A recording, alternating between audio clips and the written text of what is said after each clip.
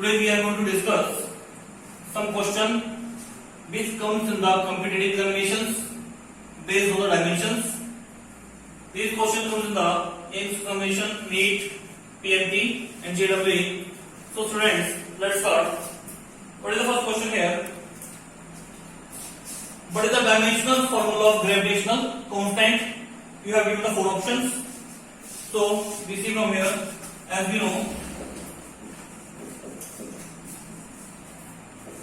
Newton law of gravitation, and so that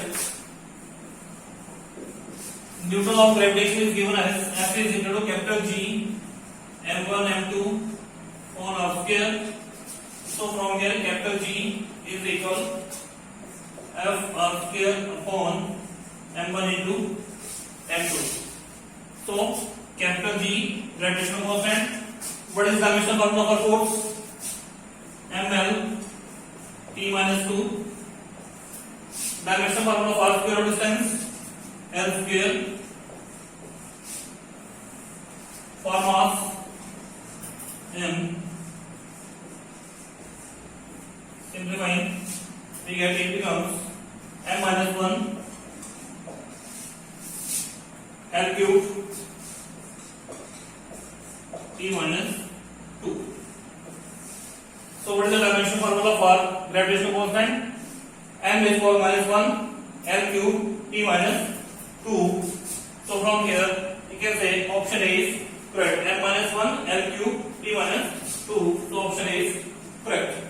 So F is given by F is equal to AT plus BT square. Here T is the dimension of A and B. You have to find out the dimension of A and B. So given equation is F is equal to AT plus BT square. We have to find the value of dimension of A and B. So put F is equal to AT, where A is equal to F upon T. It means it has a dimension equal to force. It has also equal to dimension equal to force.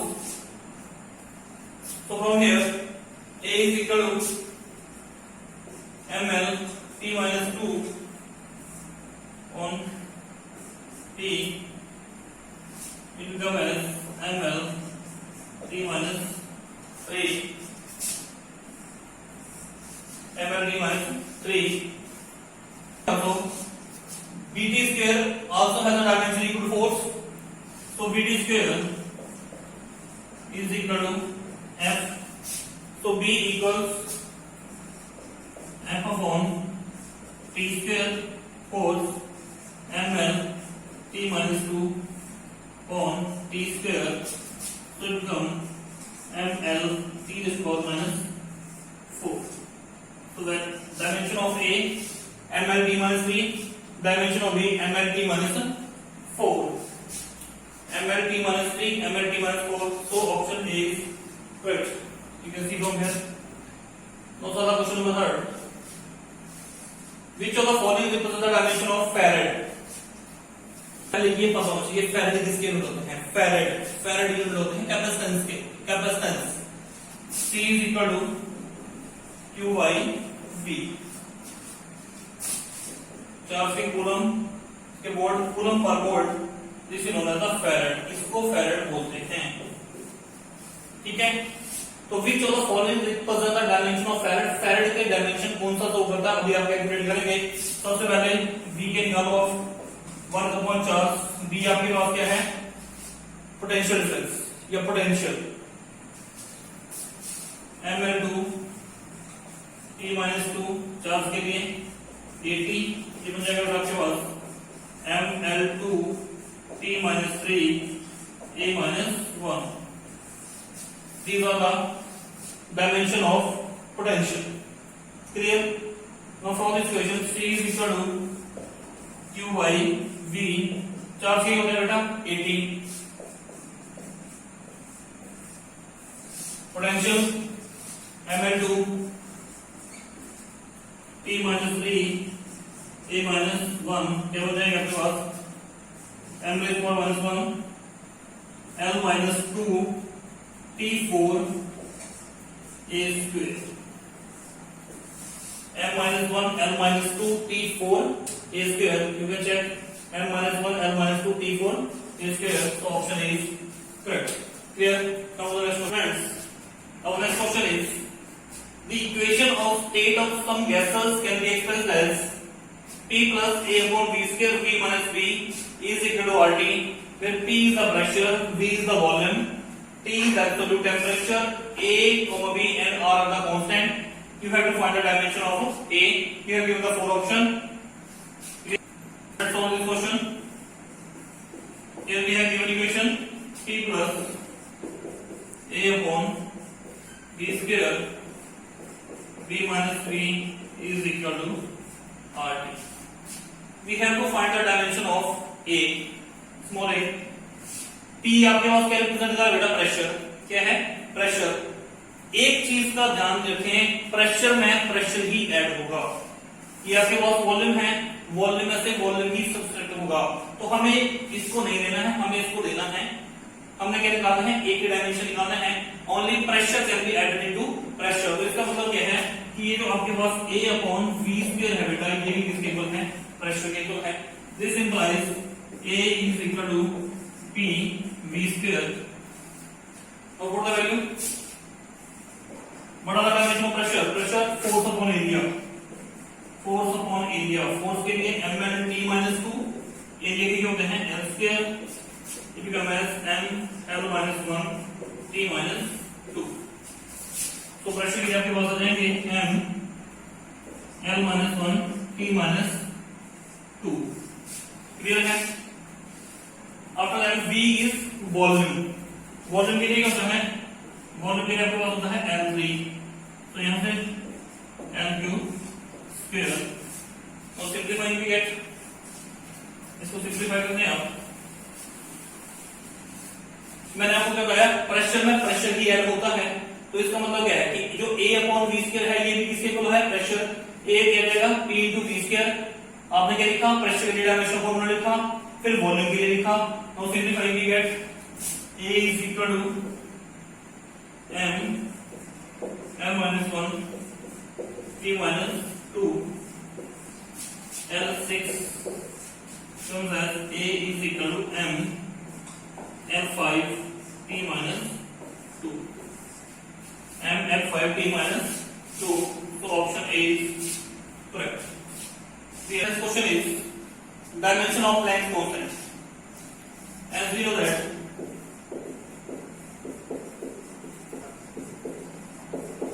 energy of photon is given as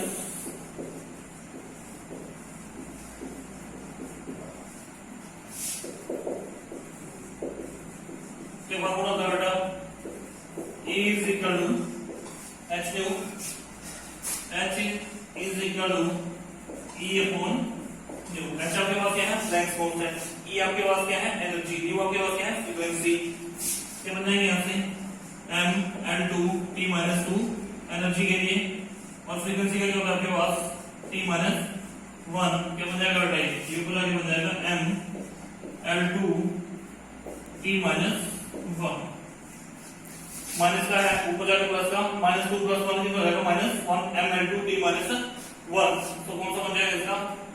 m L2 t minus 1. Option A. Clear? Now to next. Dimensional formula of angular momentum. Angular momentum as we know, angular momentum is given as angular momentum is given as m is equal to r cross b. It can be written as r cross mb. Simple case में n is equal to mb r. Mass current क्या बनेगा बेटा? Kilogram. Velocity के metre पर second, radius के metre. ये बन गया आपके पास ये किलोग्राम मीटर स्क्वायर पर second.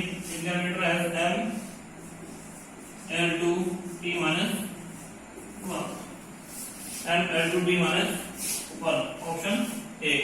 Clear? Now come to the next. Now next question is damping force of an oscillator is directly proportional to velocity. The unit of constant of proportionality are. The given question is solution.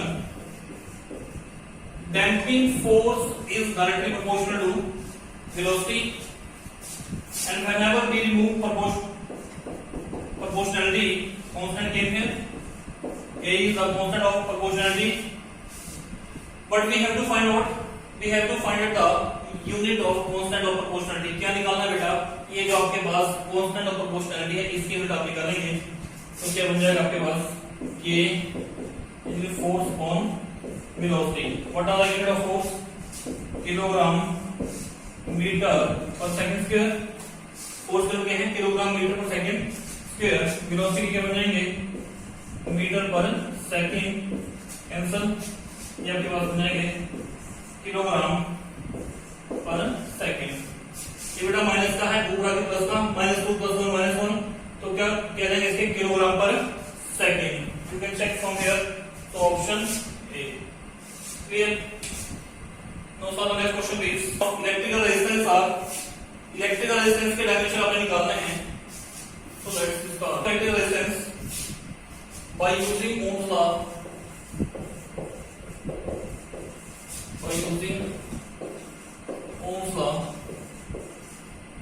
V is equal to Ri. Current flowing is directly proportional to potential difference. V is equal to Ri.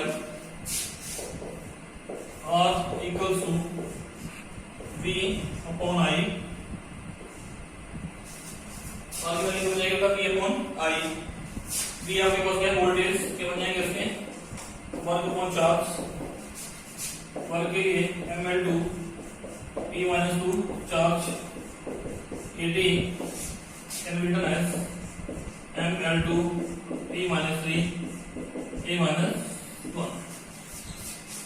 Voltage के लिए वर्ग upon charge. वर्ग के लिए ml2 P-2 charge AT. It becomes ml2 T-3 A-1.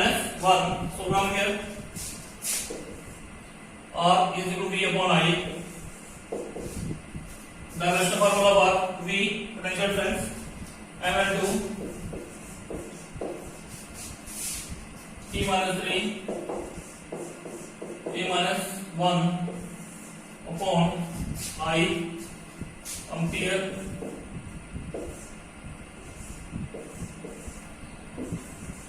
बन जाएगा आपके पास m L2 T-3 A-2. m L2 T-3 A-2. You can check from here. m L2 T-3 A-2. So option B is correct. Now the next question is better. The dimension of electric flux. Electric flux. What is electric flux? Electric flux is electric field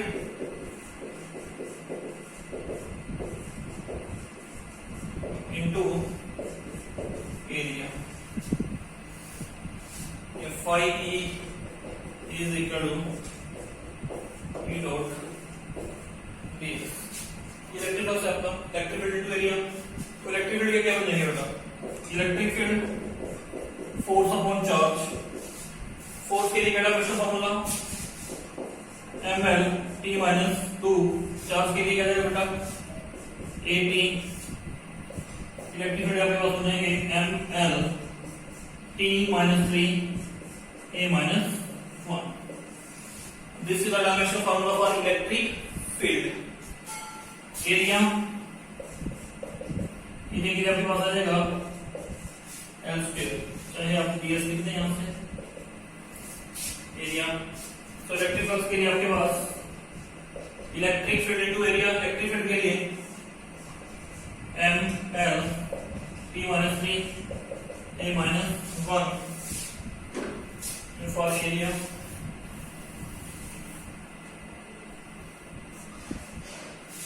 area के लिए आपके पास L square. Electric field E. This is for ds. तो क्या हो जाएगा आपके पास? ये बन गया आपके पास m L3 T-3 A-1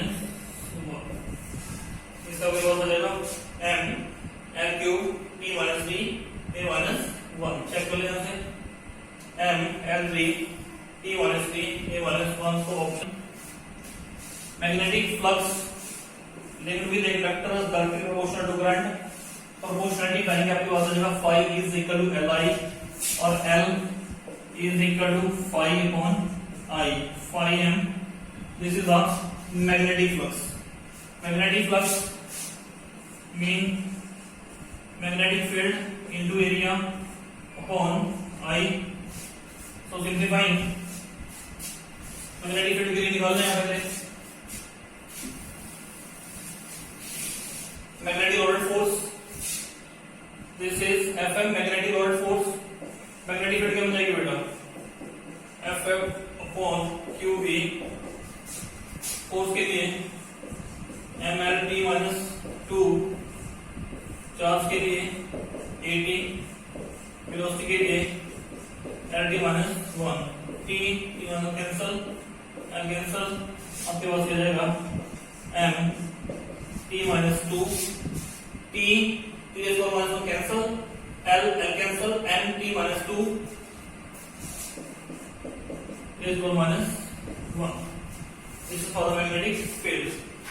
तो मैग्नेटिक फ्लक्स क्या बन गया आपके पास magnetic field into area. Magnetic field की क्या है बेटा आपके पास M T minus 2 A minus 1। Area की क्या आपके पास L square.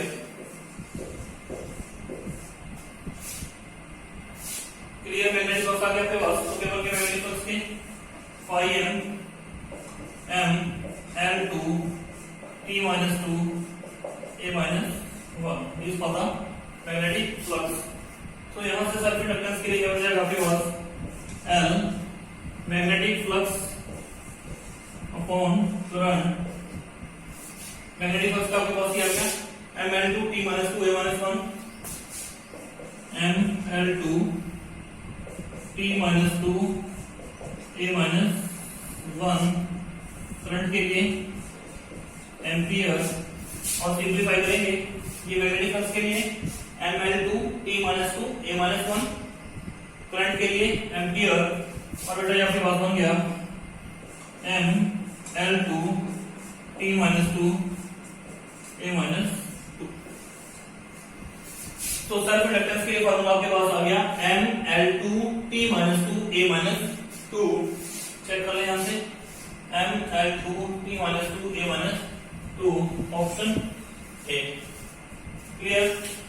Now come to the next note. Epsilon nought is equal to 1 by 2r। ये आपके पास चार ऑप्शन दे रखे हैं। इनमें से इसके कौन सा डायमेंशन है। तो as we know that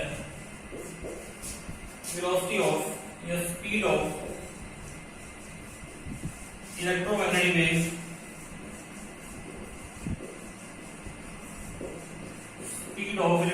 waves in free space or vacuum is given as you know that speed of electromagnetic waves in free space or vacuum is given as if I know that आपके पास c is equal to 1 upon root mu naught epsilon naught। यही formula है। Clear. ये क्या है speed. Speed के जो dimension होते हैं वो क्या होता है LD माइनस 1। तो ये भी क्या हो गया ये किसके इक्वल है इसके इक्वल है। तो इसके डायमेंशन भी क्या हो गए LD माइनस 1। इसको आप कैसे लिख सकते हैं इसको आप ऐसे लिख सकते हैं 1 upon mu nought epsilon nought raise to 1 by 2 क्योंकि रूट की पावर इज 1 by 2। इसी को आप आगे कैसे लिख सकते हैं इसको लिखते हैं mu nought epsilon nought raise to 1 by 2। तो यही आपसे पूछ रखा है। और ये किसके इक्वल है speed of electromagnetic wave in free space और वैक्यूम। तो इसके जो डायमेंशन आएंगे वो किसके आएंगे स्पीड के। और स्पीड के जो डायमेंशन होते हैं वो आपको पता आपके कौन से होते हैं LT माइनस 1। तो इसका ऑप्शन आपके पास आएगा C। Clear. Now go to the next question. The magnetic moment has dimension of. Magnetic moment के डायमेंशन क्या होते हैं एज वी नो जो मैग्नेटिक डाइपोल मोमेंट है बेटा उसका फार्मूला क्या है आपके पास M is equal to I into A, m is equal to I आपके पास क्या बेटा यहाँ पे करंट, ए आपके पास क्या है यहाँ पे एरिया। तो क्या बन गया ये करंट के लिए क्या होता है डायमेंशन फार्मूला आई यानी एम्पियर, एरिया के लिए एल स्क्वायर, तो इसके लिए क्या बन जाएगा A L square, you can see from here L square A, option be the right answer. Clear? So the next question is the dimension of magnetic field D in terms of C, M, L and T, coulomb, mass, length and time, इसकी formula अपने निकालते हैं। Clear? As we know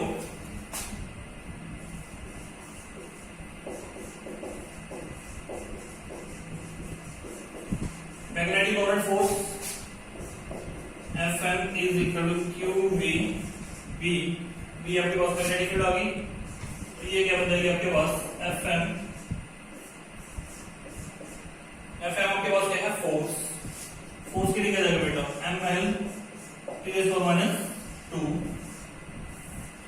charge का dimension formula होता है वो क्या होता है AT, क्या होता है AT, लेकिन यहाँ पे आप AT नहीं लिखेंगे क्योंकि क्वेश्चन में आपको मेंशन है क्यू की जगह आपने क्या लिखना है कूलम, क्या लिखोगे आप कूलम, तो क्यू की जगह लिखो बेटा C, वेलोसिटी के लिए लिखो आप lt माइनस 1, सिंप्लीफाइड करो आप यहाँ से क्या बन जाएगा L से आपका L कैंसिल हो गया यहाँ से, तो आपके पास क्या जाएगा ये आपके पास बन गया m, यहाँ से t माइनस 1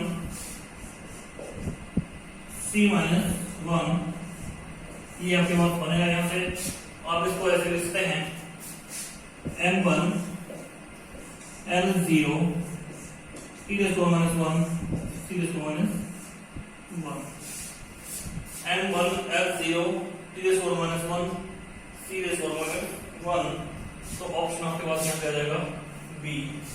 m के रिप्रेजेंट कर रहा है mass, length, time and c represent the coulomb. Clear? Now come to the next question. The ratio of dimensions of Planck's constant and that of moment of inertia is the dimension of, किसकी ratio लोगे आप dimension of Planck's constant and that of moment of inertia।